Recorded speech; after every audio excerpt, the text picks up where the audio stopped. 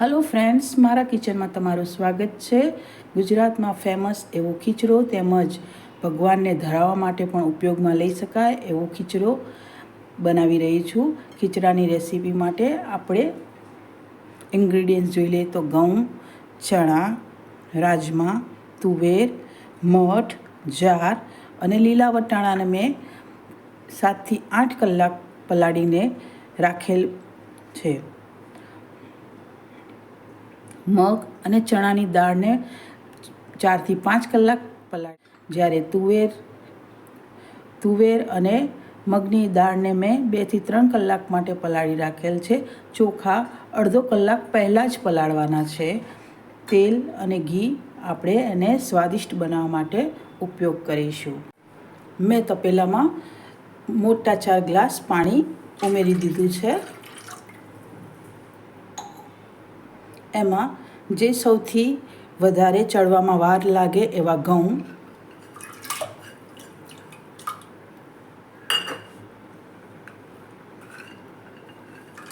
ચણા, તુવેર,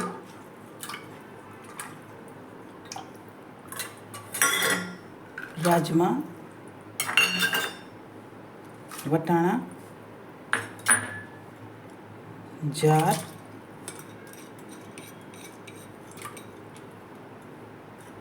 અને મઠ।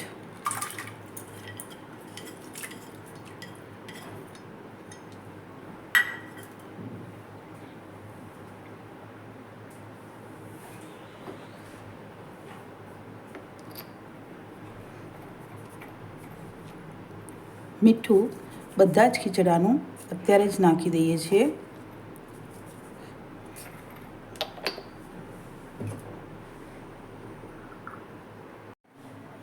ગેસ ચાલુ કરી ખીચડાને ચડવા મૂકી દઈશું।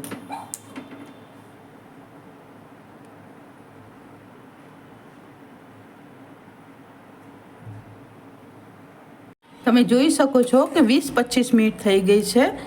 ઘઉં એ ખાસા એવા નરમ થઈ ગયા છે અને તુવેરો પણ અધકચરી ચડી ગઈ છે। તો આ સ્ટેજ ઉપર આપણે એમાં મગ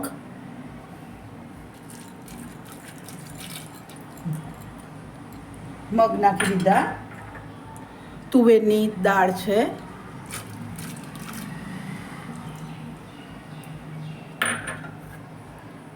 ચણાની દાળ છે,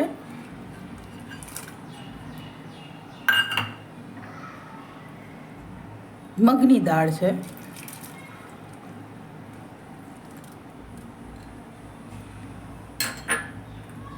અને સિંગદાણા।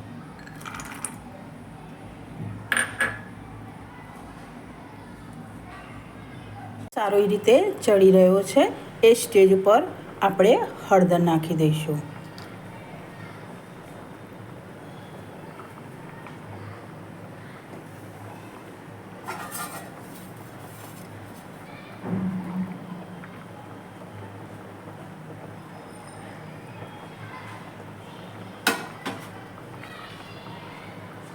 ગેસ મધ્યમ આંચે જ આને ચડવા દઈશું અને ઢાંકણ ઢાંકી દઈશું।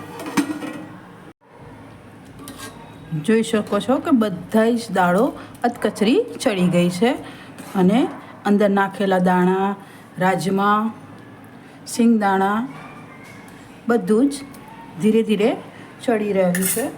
આ સ્ટેજ ઉપર આપણે એની અંદર ભાત નાખી દઈશું। આ પ્રમાણ મેં થોડું થોડું જ લયું છે કે મારા ઘરમાં ખૂબ ઓછા વ્યક્તિઓ છે। તમે તમારી રીતે જરૂરિયાત પ્રમાણે દરેક કઠોળ, દરેક દાળ અને ચોખાનું પ્રમાણ વધઘટ કરી શકો છો।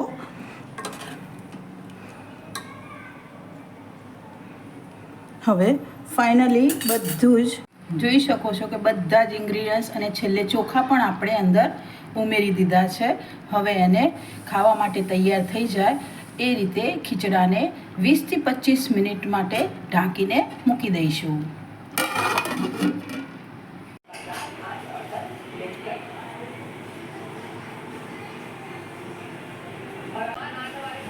कंसल्टेंसी में रिजल्ट आएगी तो मुझे जो